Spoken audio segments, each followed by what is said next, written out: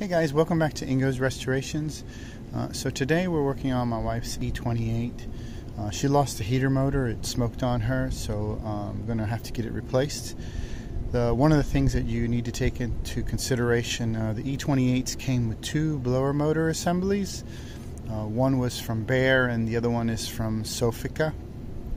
I believe the majority of them were Bears, but you might want to take a quick peek in there. So what you're going to have to do is that assembly up there on the firewall.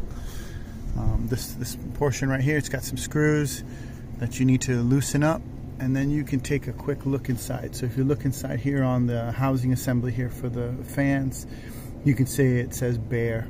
So this vehicle came with a Bear motor assembly. So I'm going to go ahead and get that on order and get it replaced. I'll make a video for that so you guys can see the whole process. Alright, until next time. Bye.